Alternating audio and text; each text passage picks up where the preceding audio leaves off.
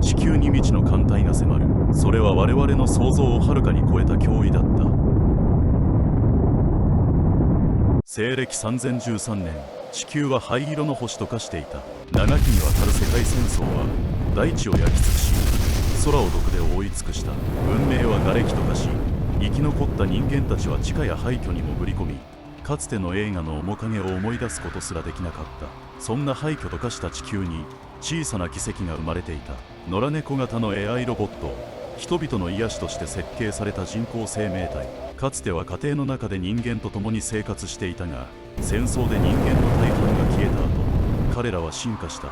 サバイバルのための能力を備え、荒廃した世界を自由に駆け回る存在となった。その中の一匹、野良猫型の野良猫ロボットノーランは廃墟の街を軽快に走り抜けていた。彼はかつて人間たちが築き上げた技術を守りながら、生き残った人間を支援する使命を自らに課していた。今日の目標は廃棄されたデータセンターの探索だった。人類が残した情報の断片を集めることで未来に役立つかもしれない手がかりを得るためだ。ノーラン、こちらブラッド。予定通りに進行中か。通信が入る。声の主は黒猫型の野良猫ロボットブラッド。影のように慎重な彼はノーランの親友であり、常にその背後を支える存在だった。問題ない。このエリアにはまだセキュリティドローンが残っているようだが、障害にはならない。ノーランは冷静に答えながら瓦礫の中を進んだ。突然彼の視界に映ったのは大きく崩れたビルの中に隠れる白い影だった。誰だ。慎重に近づくと、それは傷だらけの白猫型ロボットオリビアだった。彼女は倒れたまま動けないようだったが、薄く光る瞳がノーランを見つめていた。助けて。そのか細い声にノーランの胸の奥で何かが震えた。 AI でありながら彼は人間的な感情の芽生えを自覚していた。そして彼女の言葉には抗えない力があった。ノーランは彼女を抱え上げ、近くの安全な場所へと運び出した。オリビアのボディには無数の傷があり、一部のパーツは完全に機能を停止していた。ブラッド、負傷者がいる。彼女を修理する必要がある。それは危険だぞノーラン。こんな状況で足を止めるのはリスクが高すぎる。分かっている。だが放っておくわけにはいかない。ブラッドは短い沈黙の後、ため息をついたように言った。分かった。支援に向かう。その時、地響きのような音が遠くから聞こえてきた。瓦礫の山を越えた先、空に黒い影が現れる。それは巨大な宇宙船だった。敵が来たか。ノーランは緊張感を漂わせながらオリビアを守る位置に移動した。彼女を救い出した矢先、未知の宇宙人たちが地球に降り立ったのだ。宇宙人たちは冷酷かつ効率的だった。目にしたもの全てを分析し、地球の資源を略奪する計画を着実に進めているようだった。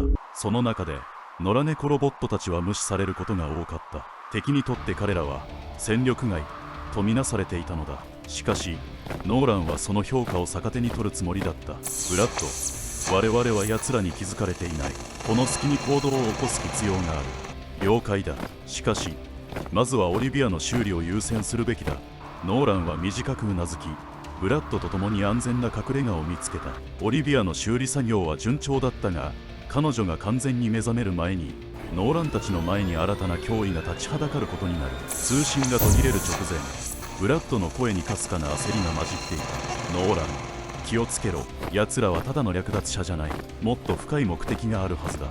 ノーランは短く答えた。分かっている。それを暴くのが俺たちの役目だ。その瞳には地球を守るという揺るぎない決意が宿っていた。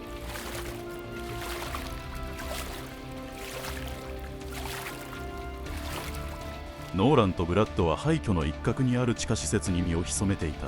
この場所はかつての研究施設の一部で、使われなくなった電子機器や破損したデータサーバーが山積みになっていた。ノーランは慎重に工具を操り、オリビアの修理を進めていた。これで最後の調整だ。あと少しで起動する。ノーランの冷静な声にブラッドは低く応じた。気を抜くな。あの宇宙船が地上に部隊を送り込んでいる。こっちに向かう可能性もある。ブラッドの言葉にうなずきつつも、ノーランの手は止まらない。オリビアの白く滑らかなボディに新しいエネルギーユニットを接続し、微調整を加えた。その瞬間、オリビアの瞳が青い光を取り戻した。ここは。オリビアはかすれた声で言葉を発した。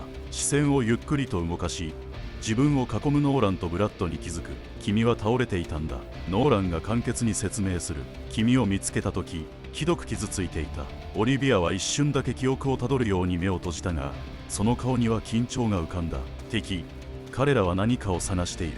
でも目的はただの資源じゃないわ。ノーランは彼女の言葉に注意深く耳を傾けた。具体的にはオリビアは少し戸惑ったようだったが続けた。地球に残されている古代防衛システムを探しているの。古代防衛システム？ブラッドがいぶかしげに問い返した。それは何だ？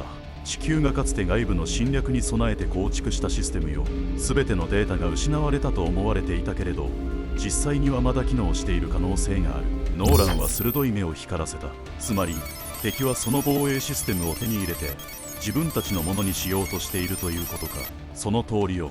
オリビアはうなずいた。でもその位置は隠されているわ。それを知っているのは彼女の言葉が途切れる。ノーランはその目の奥に何か隠された情報があると直感した。オリビア、君は何を知っているんだ？オリビアは視線を落とした。私の記憶ユニットにはその位置を示すデータが一部だけ隠されているの。でも完全にはアクセスできない。きっと敵もそれを狙って私を捕まえたのだと思うわ。ブラッドは低い声でつぶやいた。つまり君がその鍵だというわけだな。ノーランは立ち上がり彼女に向けて静かに語りかけた。君を守る防衛システムの位置を突き止め地球を救うために使う。そのために俺たちは動く。同じ頃宇宙船内では指揮官と思われる宇宙人が冷たい機械音声で命令を下していた。彼らの姿は生物と機械の融合体のようで、金属の骨格と半透明の皮膚が不気味に光を放っていた。ターゲットを見つけ次第即座に確保せよ。地球の防衛システムを掌握することが我々の計画の要だ。その指令に応じ地上部隊が次々と降下を開始していた。ノーランたちの隠れ家も安全ではなくなりつつあった。廃墟の上空を監視ドローンが旋回し、敵のスキャナが地面の奥深くまで侵入してきた。急ぐぞ。ノーランは短く言い、修理を終えたオリビアを連れて隠れ家を後にした。廃墟を抜け彼らは古びたデータサーバーが並ぶ施設にたどり着いた。そこにはまだかすかに電力が供給されている端末がいくつか残っていた。ここで記憶データを解析すれば何か手がかりがつかめるかもしれない。ノーランがそう言いオリビアを端末に接続した。数秒後オリビアの瞳が強く光り始めた。見える。座標が浮かび上がってきたわ。端末に映し出された地図は地球の中心部に近い場所を示していた。そこはかつての軍事施設跡地で現在は放射線で覆われている危険地帯だった。ブラッド、準備を整えろ。我々はそこへ向かう。待て、ノーラン、これが罠だとは考えないのか？罠でも構わない。それを確認するのが俺たちの役目だ。ノーランの目には迷いはなかった。彼の背後ではブラッドがため息をつきながらも装備を整えていた。出発の直前、オリビアが小さな声で話しかけてきた。ノーラン、もし私が敵の狙い通りの存在だったら、その時はそんなことは言うな。ノーランは彼女の言葉を遮った。君を見捨てることはしない。君が鍵ならその力を正しく使えばいいだけだ。その言葉にオリビアはわずかに微笑んだ。そして彼らは廃墟を後にし地球の中心へと続く道を進み始めた。頭上には敵の宇宙船が不気味に浮かび、次第に地上部隊の影も近づいてきていた。しかしノーランたちは決意に満ちた瞳で先を見据えていた。物語の歯車は確実に動き始めていた。ノーラン、ブラッド、そしてオリビアは地球の中心部に向かい長い廃墟の道を進んでいた。その先に広がるのは濃い霧と有毒な放射線で覆われた地帯だった。かつて軍事施設があったこの場所は戦争の爪痕が深く刻まれている。錆びた戦車の残骸や崩れた建物が無秩序に点在し、周囲にはかつての戦闘の激しさを物語る破片が散乱していた。この先が放射線地帯だ。遮断フィールドを展開する。ノーランはそう言うと自身の体内から小型の防御フィールドを発生させた。それは彼ら3体を覆い放射線や毒素を遮断する役割を果たしていた。ここに本当に防衛システムがあるのか？ブラッドは低い声で問いかけた。オリビアのデータが正確ならここに違いない。ノーランの声は落ち着いていたが、その目には警戒の色が浮かんでいた。オリビアは静かにうなずいた。ただしこの場所は敵も狙っている可能性が高いわ。急いで進む必要がある。彼らは瓦礫の間を進みながら周囲の異常を探知するセンサーを稼働させた。突然ノーランのスキャナが警告音を発した。何か動いている。敵の伏兵。次の瞬間、霧の中から現れたのは敵の戦闘ロボットだった。その金属製の体は地球の技術を凌駕するほど高度で、多種多様な武器を備えていた。ブラッド、オリビアを守れ。ノーランは瞬時に行動を起こし、自身をおとりにして敵の攻撃を引きつけた。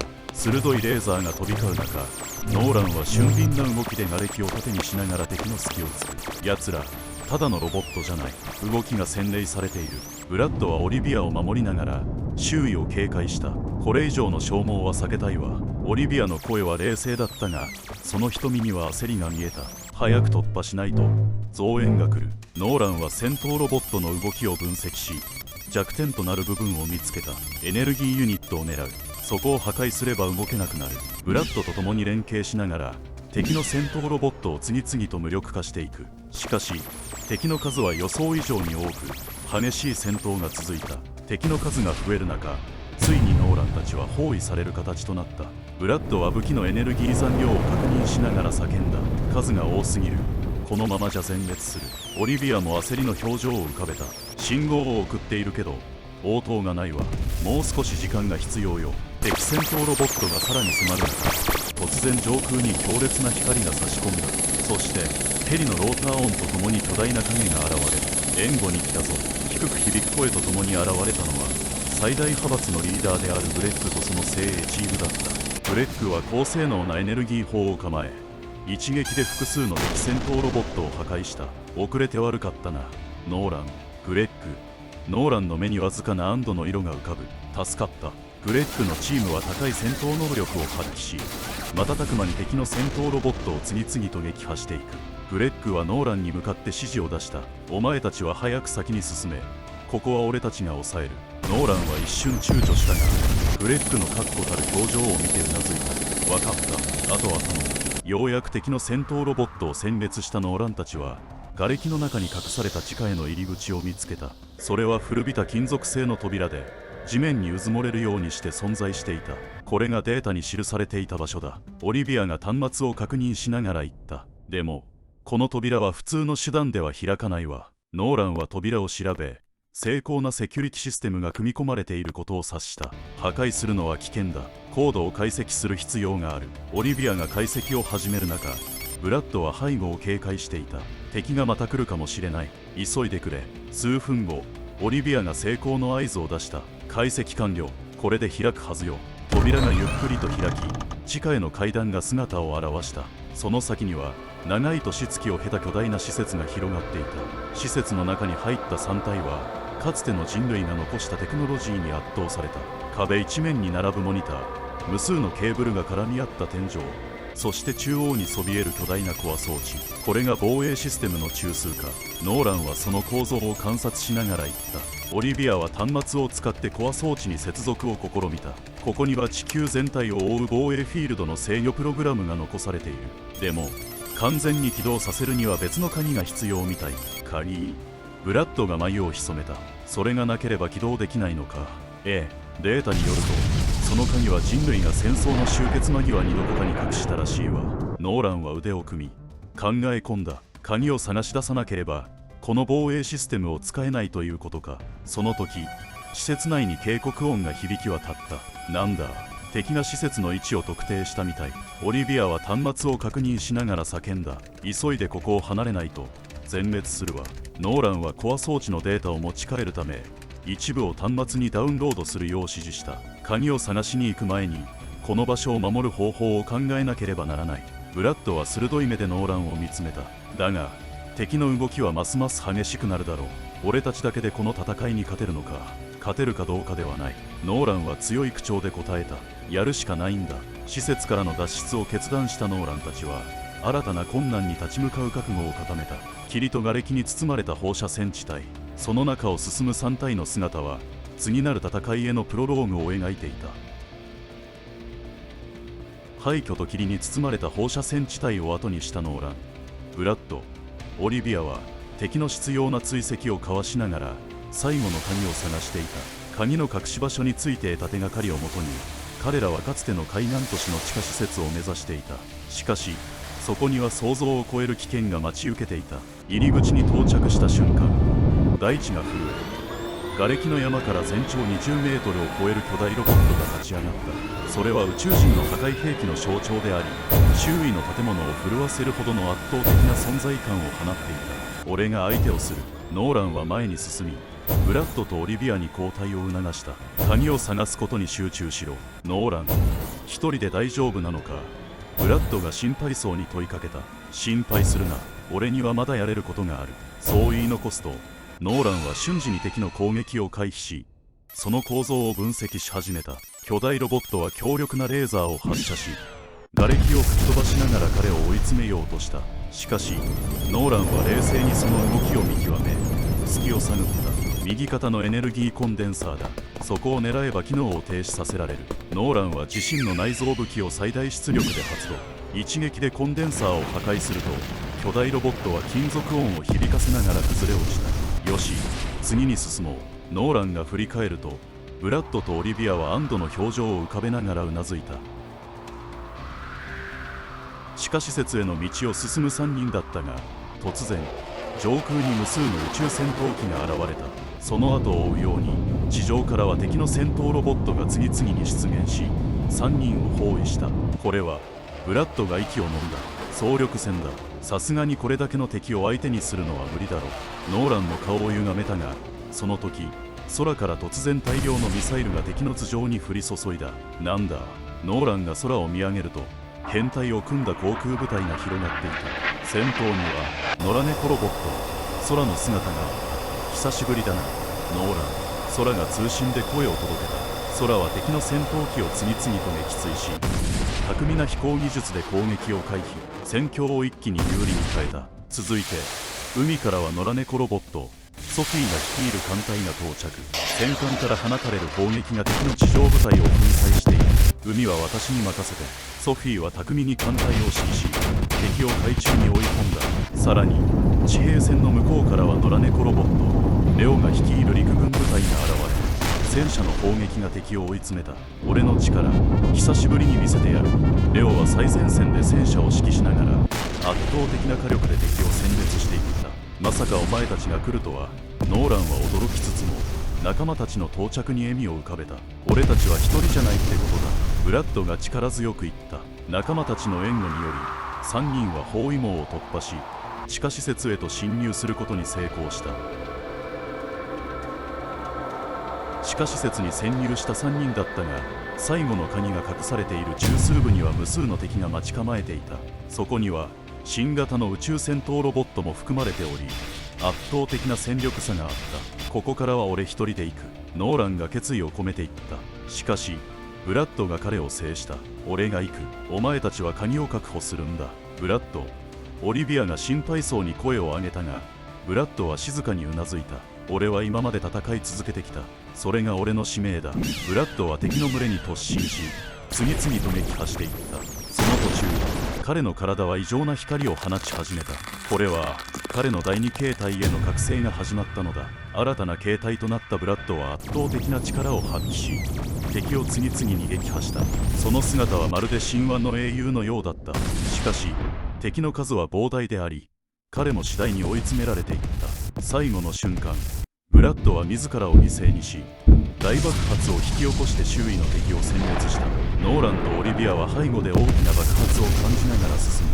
ノーランは大きく肩を落とす。オリビアは泣きながら、ブラッドの犠牲を無駄にしないでとノーランの手を引き、長い廊下を経てついに鍵を確保することに成功した。2人は鍵を施設の中枢に挿入し、防衛装置の起動を試みた。しかし装置は最後の認証を必要としていた。敵の攻撃が再び迫る中、ノーランは自らのデータを提供し、装置の起動を成功させた。巨大なエネルギーフィールドが展開され、敵の戦闘ロボットは次々と機能を停止。戦いは終結した。戦いが終わり、2人はブラッドの犠牲を悲しみながら歩いていた。その時、瓦礫の中からかすかな光が漏れているのを発見した。これはノーランが近づくと、そこにはボロボロになったブラッドの姿があった。ノーラン、修理頼めるか。弱々しい声でそう言うと、ブラッドの目が一瞬だけ輝いた。もちろんだ。ノーランとオリビアは顔を見合わせる。霧の向こうには新たな希望が待っていた。地球を救った3人の物語は終わりを告げる。